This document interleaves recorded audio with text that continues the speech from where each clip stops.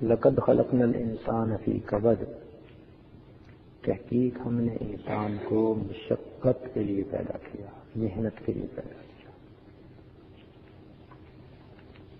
یہ پوری زندگی محنت اور مشقت ہے۔ کس کے لیے؟ آخرت کی کامیابی کے لیے۔ دنیا دار العمل ہے، آخرت دار الجزا ہے۔ دنیا دار الغرور ہے، آخرت دار السرور ہے۔ دنیا دار الفنا ہے، آخرت دار البقاء ہے۔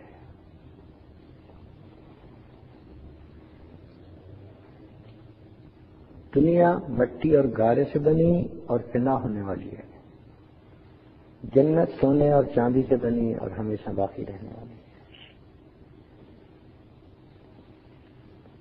جس انسان کو دنیا کی حقیقت کا پتہ چلا وہ دنیا سے نفرت کیے بغیر رہ نہیں سکتا، اور جس انسان کو اللہ رب العزت کی عظمتوں کی معرفت حاصل ہوئی وہ اللہ سے محبت کیے بغیر رہ نہیں سکتا۔ تو ہم یہاں پر آرام کے لیے نہیں، کام کے لیے پیدا ہوئے ہیں۔ تو مقصد زندگی کام کام کام، بس تھوڑا آرام۔ جب انسان کام ہی کام کرتا ہے اور بدن کو راحت پہنچانے کے لیے تھوڑی دیر بس آرام کرتا ہے تو اس کے آرام کے وقت کو بھی اللہ عبادت میں شمار کر لیتے ہیں۔ اس لیے حدیث پاک میں فرمایا نوم العلماء عبادت، علماء کی نیند بھی عبادت ہوتی ہے۔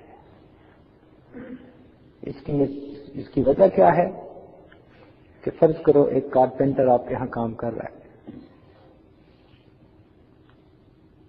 اب کام کرنے کے دوران اس کی جو مشین تھی اس کی بیٹری ڈسچارج ہو گئی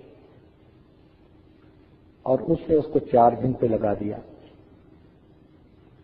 اب جب تک اس نے چارجنگ پہ اس کو لگایا تو وہ کام تو نہیں کر پا رہا، آدھا گھنٹہ صحیح، 1 گھنٹہ صحیح، یا اس دوران اس کو بھوک لگی دوپہر کے وقت اور اس نے کھانا کھانا ہے، تو دنیا کا کوئی بھی آدمی اس کی مزدوری میں سے 1 گھنٹے کا وقت کم نہیں کرتا۔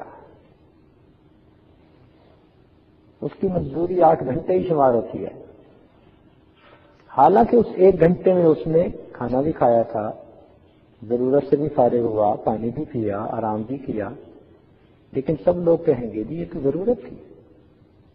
تو جس طرح دنیا میں مزدور کی ضرورت کے وقت کو بھی اس کے اجرت کے وقت میں شامل کیا جاتا ہے، اللہ رب العزت نے علماء کی نیند کے وقت کو بھی ان کے عمل کے وقت میں شامل فرما دیا۔ فرمایا عبادت، کام کرتے کرتے یہ تھک گئے ہیں، جسم کی بیٹری ڈاؤن ہو گئی ہے، اب یہ تھوڑی دیر آرام کریں گے نا تو یہ ریچارج ہو جائیں گے، پھر کام کریں گے۔ تو مومن کام کرتا ہے اور اگر کسی وقت آرام بھی کرے تو آرام پر بھی اللہ کام کا اجر عطا کر دیتے ہیں۔ خوش نصیب ہیں وہ لوگ کہ جن کی نیند پر بھی ان کو عبادت کا اجر ملتا ہے۔ تو زندگی کام کے لیے ملی، ہم سب کے سب اس محنت میں لگے ہوئے ہیں کہ ہم اپنے رب کو راضی کر لیں۔ ان قریب یہ زندگی ختم ہو جائے گی،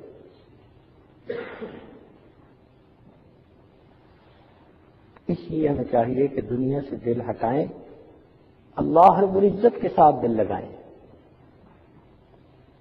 خواجہ فرید الدین عطار رحمۃ اللہ علیہ ایک بزرگ گزرے ہیں جنہوں نے تذکرۃ الاولیاء کتاب لکھی۔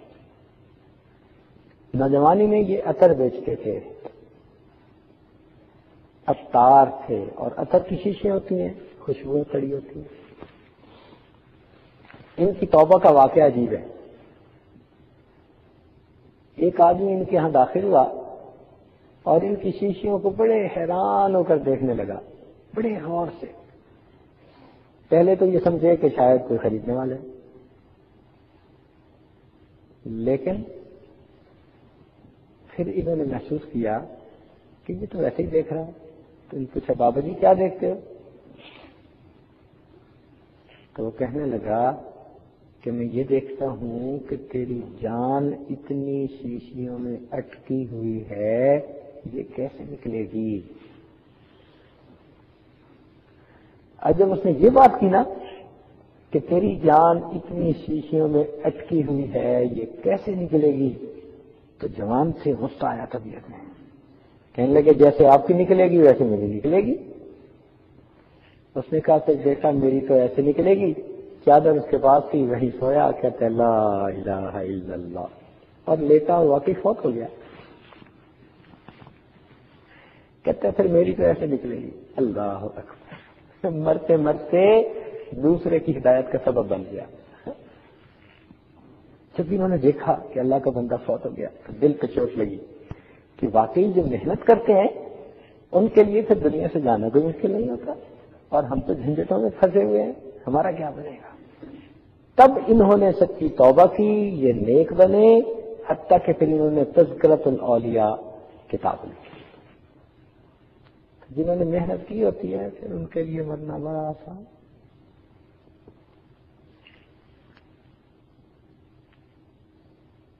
سبحان اللہ۔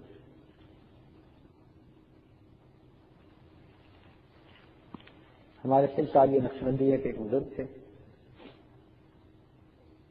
آخری وقت قریب آ گیا، بیمار تھے، تو آخری وقت میں بس وہ اللہ کی یاد میں مست تھے۔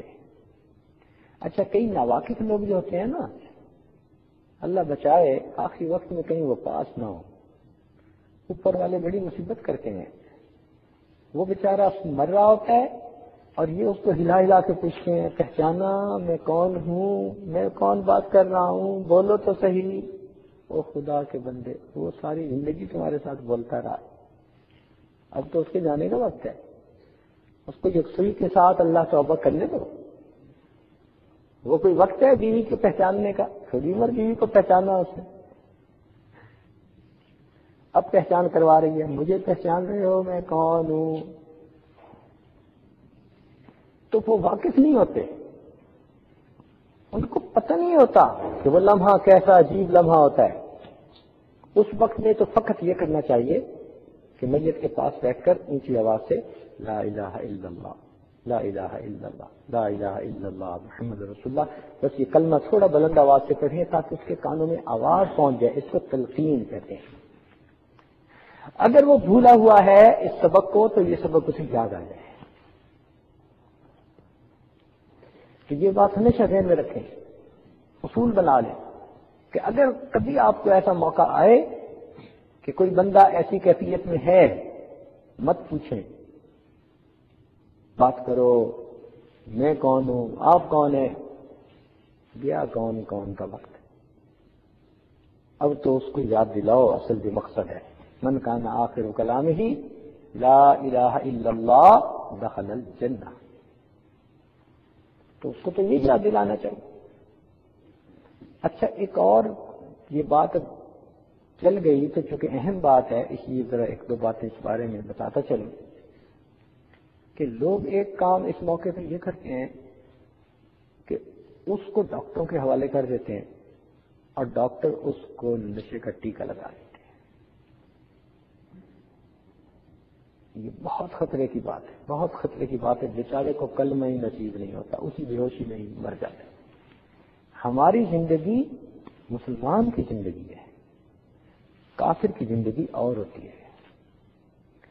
جب محسوس ہو جائے کہ اس کی بیماری خطرناک ہے، فیٹل سائن آ چکے ہیں مہمان، ڈاکٹروں کے حوالے مت کرو، ڈاکٹر کتنا بچا لیں گے اس کو، 1 گھنٹہ بچ جائے گا، دوائیوں سے 2 دن بچ جائے گا، مرنا تو ہے ہی اس میں۔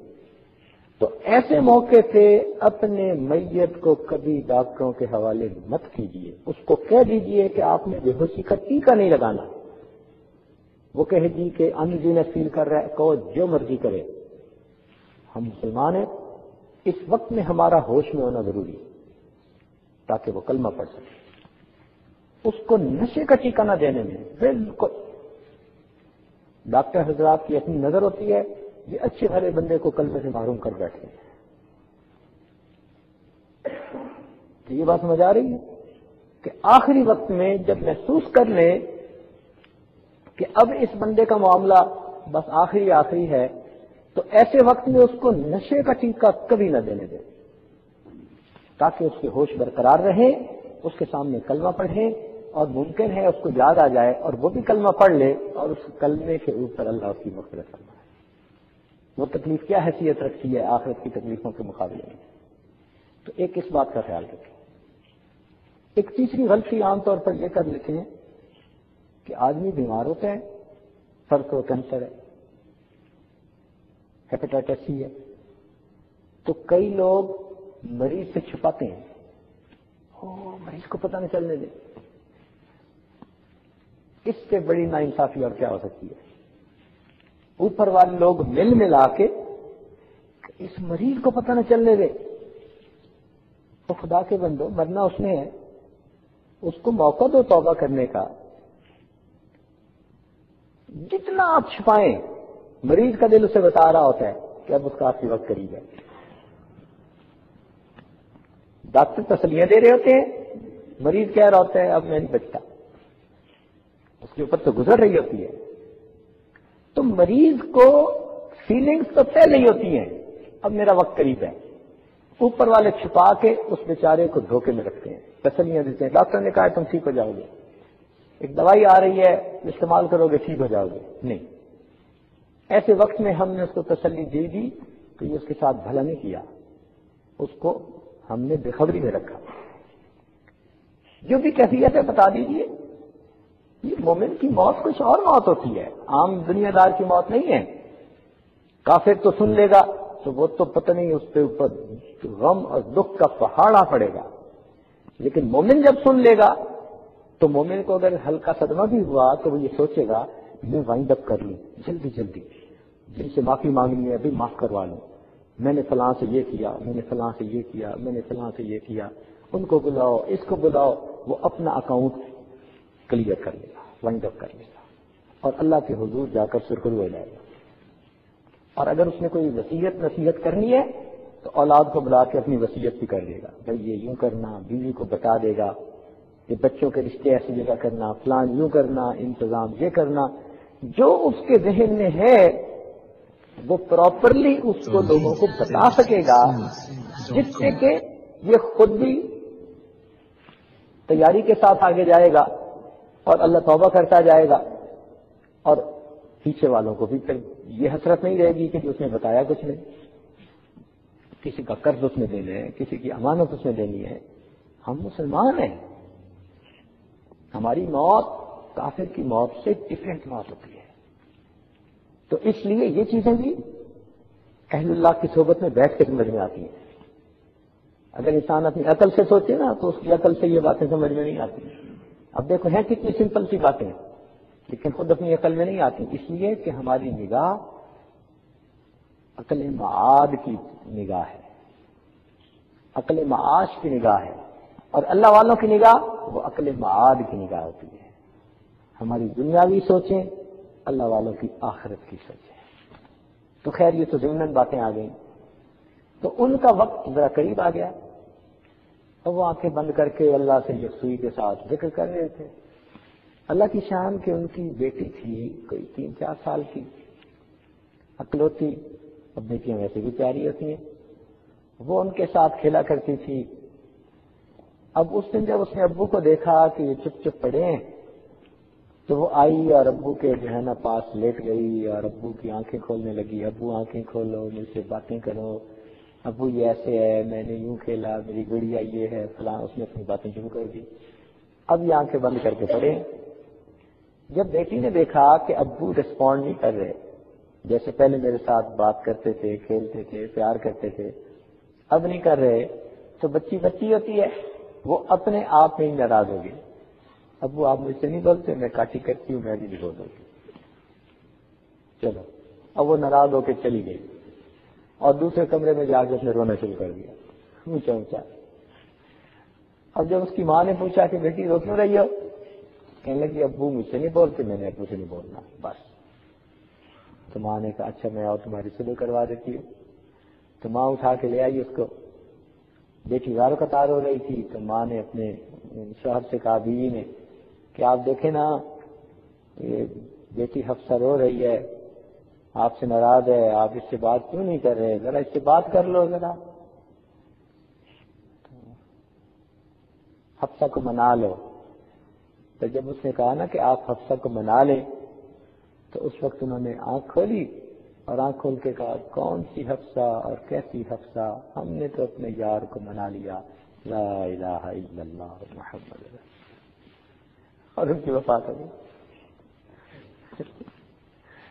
کون سی حفصہ اور کیسی حفصہ، ہم نے اپنے یار کو منا لیا، لا الہ الا اللہ محمد۔ تو جنہوں نے محنتیں کی ہوتی ہیں نا، پھر ان کا آخری وقت ایسا ہوتا ہے، بڑے آرام اور سہولت کے ساتھ دنیا کی اس گھاٹی سے نکل جاتے ہیں۔ تو یہ دنیا کام کے لیے ہے، آرام کے لیے اللہ نے جنت بنائی ہے۔ ہم یہاں کام کرنے کے لیے آئے ہیں، محنت کرنے کے لیے، مشقت کے لیے۔ اب انسان دنیا کی سہولتوں کے لیے، حصول کے لیے، چیزوں کے حصول کے لیے مشقتیں اٹھاتا ہے۔ آپ جا کے دیکھیے، فیکٹریوں میں لوگ ساری رات نہیں جاگتے، 3 شفٹیں بنی ہوتی ہیں، عشاء سے فجر تک جاگتے رہتے ہیں۔ ایئرپورٹوں پہ لوگ جاگتے ہیں، ریلوے اسٹیشنوں پہ لوگ جاگتے ہیں۔ آپ کو ایک تعداد ملے گی، ہزاروں کی تعداد میں لوگ ہیں جو راتوں کو جاگتے ہیں۔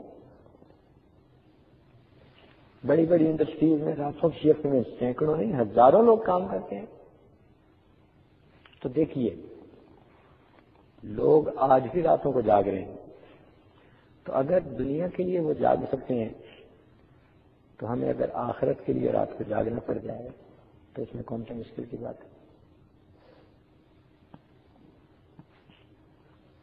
لوگ سفر کرتے ہیں، مگر کسی کا سفر بزنس کے لیے، دکان کے لیے، دفتر کے لیے سفر کر رہے ہوتے ہیں، کچھ رشتہ داروں کے لیے سفر کرتے ہیں۔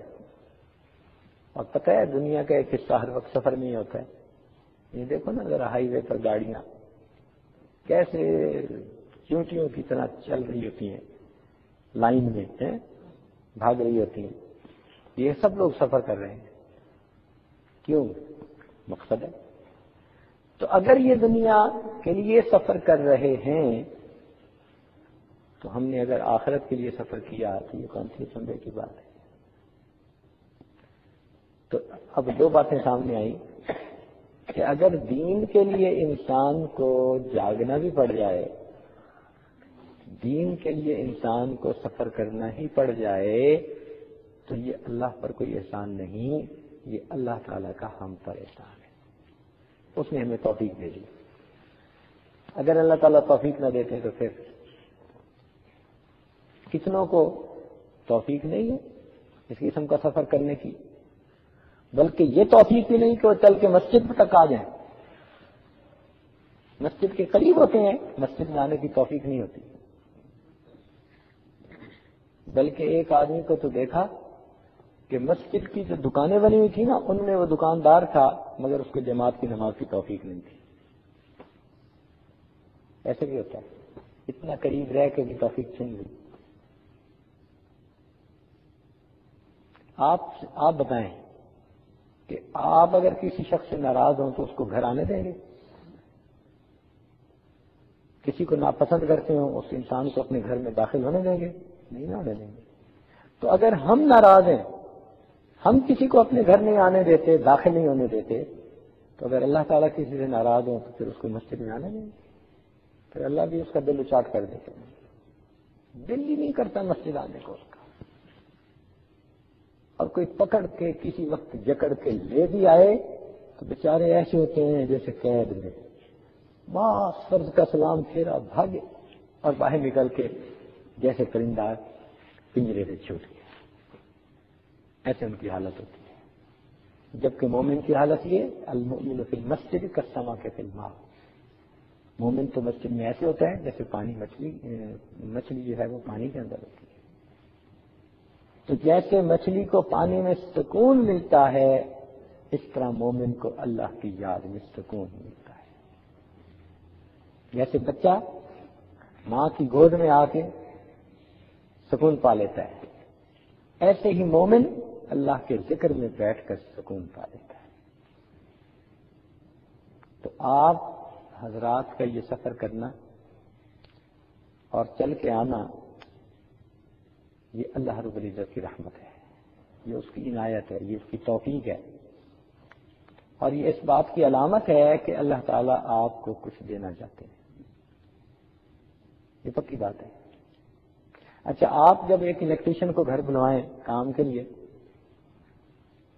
اور وہ آ کے آپ کے گھر کام کرے، تو پھر اس کو آپ مزدوری دیے بغیر واپس بھیج سکتے ہیں؟ آپ کا دل ہی نہیں چاہتا۔ آپ کے شرافت نفس اندر جو ہے نا، وہ اس بات کو گوارا نہیں کرے گی کہ اس بندے نے تو کام کیا اور آپ اس کی پیمنٹ کے بغیر اس کو کہیں گے کہ جاؤ۔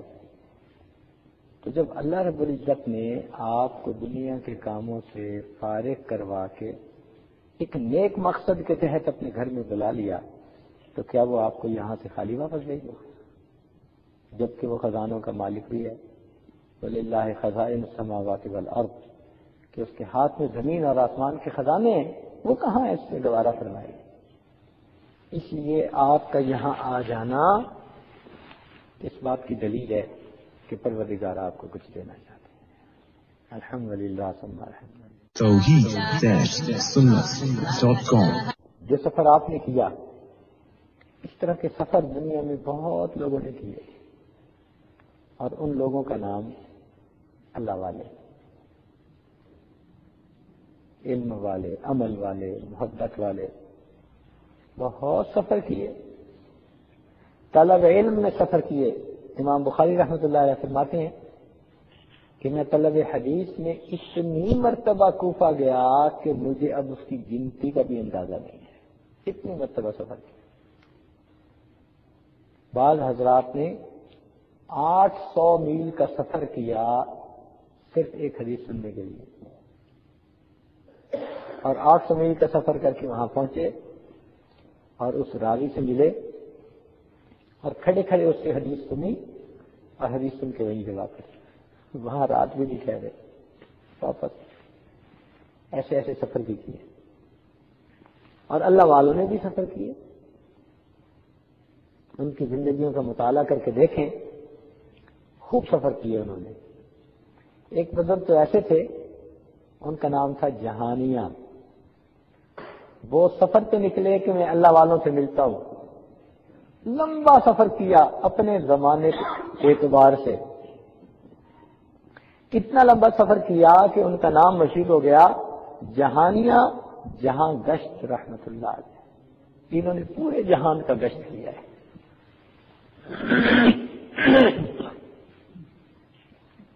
تو جہانیہ جہاں گشت رحمت اللہ علیہ، ان کا نام پڑے۔ تو سوچئے لوگوں نے اللہ کے لیے، اللہ کی محبت کے لیے کتنے سفر کیے، کیسے سفر کیے۔ اللہ اکبر، اللہ کی تلاش میں سفر کیے۔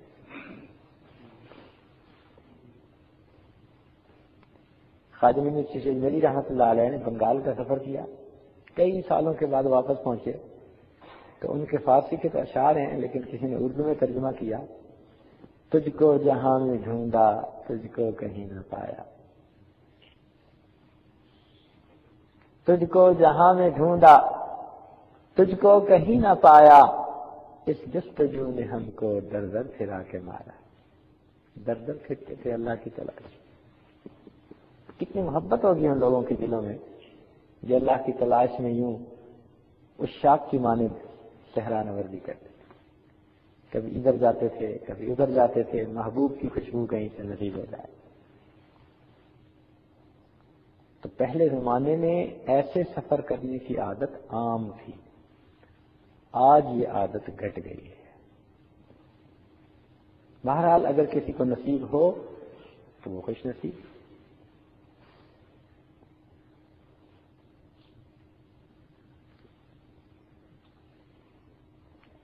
ایک بات پکی ہے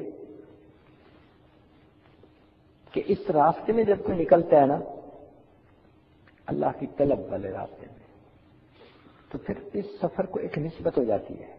سفر تو دنیا بھی بہت کرتی ہے، لیکن اس سفر کو پھر ایک نسبت ہو جاتی ہے، اللہ کی تلاش میں نکلا، اپنی اصلاح کے لیے نکلا،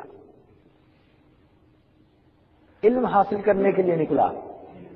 اب یہ نسبت اللہ کے ہاں اس قدر محبوب ہے کہ وہ فرشتہ معزز بن جاتا ہے، حتیٰ کہ فرشتے بھی برکت کے حصول کے لیے اس کے پاؤں کے نیچے اپنے پر بچھاتے ہیں۔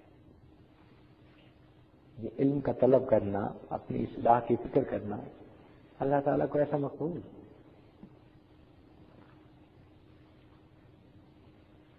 تو بھائی ہمارا نام بھی اس فہرست میں آئے گا نا جو اللہ کی تلاش میں نکلے۔ سچی بات ہے کہ ہم تو پوری زندگی جب بھی اپنے مشائخ کی خدمت میں جاتے تھے نا تو یہی سوچ کے جاتے تھے میں اللہ کی تلاش میں جا رہا ہوں، میں اللہ کی طلب میں جا رہا ہوں۔ تو ہم تو اپنے دوستوں کے ساتھ جاتے تھے اور اس خوشی سے چلتے تھے جس خوشی میں دلہا اپنی برات کے ساتھ چلتا ہے، ایسے خوش ہو کے چلتے تھے، اللہ کی تلاش میں نکلے، اللہ کو ڈھونڈنے کے لیے، اللہ کو پانے کے لیے۔ سبحان اللہ، یہ سفر ہی عجیب ہے، سوچ سوچ کے خوشی ہوتی ہے۔ تو اب آپ کے اس سفر کو نسبت ہو گئی اللہ والوں کے سفر کے ساتھ۔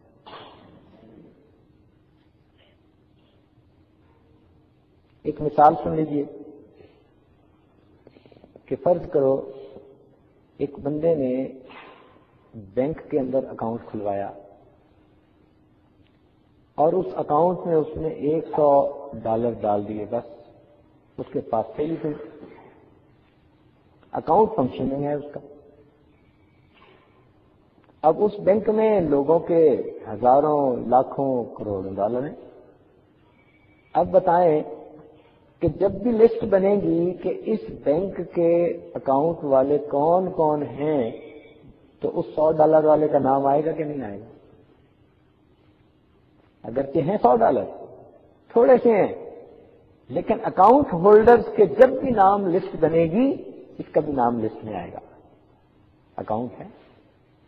تو یوں معلوم ہوا کہ قیامت کے دن جب اللہ رب العزت اپنے عاشقوں کی لسٹ منگوائیں گے جو میرے راستے میں نکلتے تھے، جو میری تلاش میں زندگی کا وقت فارغ کر کے محنت کرتے تھے، سیکھتے تھے میرے نام کو، فرشتوں سے فرمائیں گے کہ بتاؤ ان کی فہرست کون سی ہے۔ تو اگر ہم نے یہ سفر کیا تو پھر ہمارا بھی اس فہرست میں نام ہوگا کہ نہیں ہوگا؟ ہوگا نا، انشاءاللہ، انشاءاللہ، پکی بات ہے۔ کہیں شیخ عبد القادر جیلانی ہوں گے ان کا نام ہوگا، کہیں امام غزالی رحمۃ اللہ علیہ کا نام ہوگا، کہیں مجدد ثانی رحمۃ اللہ علیہ کا نام ہوگا۔ سبحان اللہ۔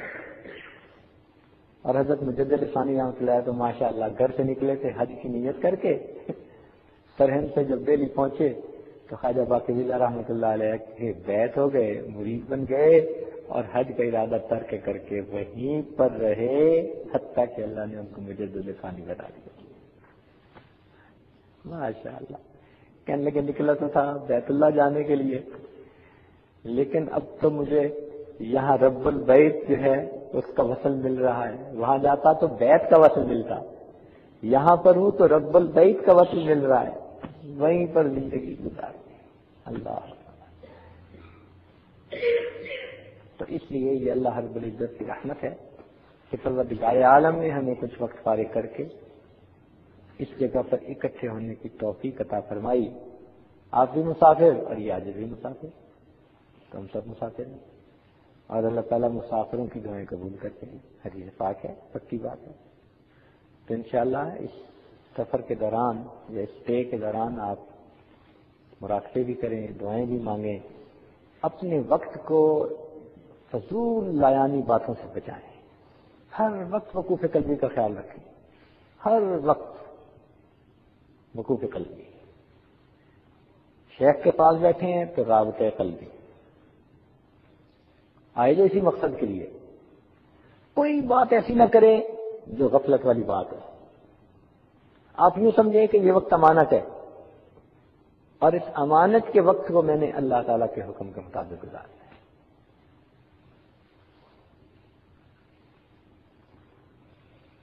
دعا ہے اللہ تعالیٰ آپ حضرات کے اس وقت کو قیمتی بنا دے اور جو مقصد آپ لے کر آئے ہیں اس مقصد کو پورا فرما دے اور آپ کو کامیابیوں کے ساتھ واپس لوٹائے۔ انشاءاللہ آپ کی اگر توجہ رہے گی تو آپ کو پھر یہاں پر ترقی بھی محسوس ہوگی۔ یہ ایک آٹومیٹک سلسلہ ہے، من طلب فقد وجد، جس نے طلب کیا اس نے پا لیا۔ تو اللہ تعالیٰ رحمت فرما دیتے ہیں، بندے کو اللہ تعالیٰ اس کی محنت کا اجر دے دیتے ہیں۔ تو اس لیے آج کا دن خوب ذوق شوق میں ذکر میں گزاریے، کوشش کیجیے کوئی شیطانی شہوانی نفسانی وسوسہ دماغ میں نہ آئے، ہر وقت توجہ اللہ، ہر وقت توجہ اللہ، اور ہر کام ہم نبی علیہ الصلوۃ والسلام کے حکم اور طریقے کے مطابق کریں۔ ہمارے سلسلہ کے ایک بزرگ تھے خواجہ ابوالحسن خرقانی رحمۃ اللہ علیہ، تو عجیب بات کہتے تھے، وہ فرماتے تھے کہ جس انسان نے کوئی دن معصیت کے بغیر گزارا ایسا ہی ہے جیسے اس نے وہ دن نبی علیہ السلام کے ساتھ گزارا۔ سبحان اللہ۔ تو ہم بھی آج ایسے نیت کریں کہ آج کا دن ہم بھی ایسے ہی ہے جیسے نبی علیہ السلام کی صحبت میں گزارنا چاہتے ہیں۔ وہ کیسے؟ کہ ہم ہر کام سنت کے مطابق کریں، گناہوں سے بچیں۔ پروردگار عالم ہماری آنے والی پوری زندگی کو ایسا بنا دے۔ وآخر دعوانا الحمدللہ رب العالمین۔ تھوڑی دیر کے لیے مراقبہ کر لیجیے، آنکھوں کو بند کر لیجیے، سر کو جھکا لیجیے۔ دنیا اور جو کچھ دنیا میں ہے اس سے ہٹ کٹ کے اللہ تعالیٰ کی یاد میں ڈوب جائیے۔ انسان جب اپنے اندر جھانکتا ہے اسے اپنی اصل تصویر نظر آتی ہے۔ اپنے من کے دریچے کو کھولیے، اپنی اصل تصویر کو دیکھیے۔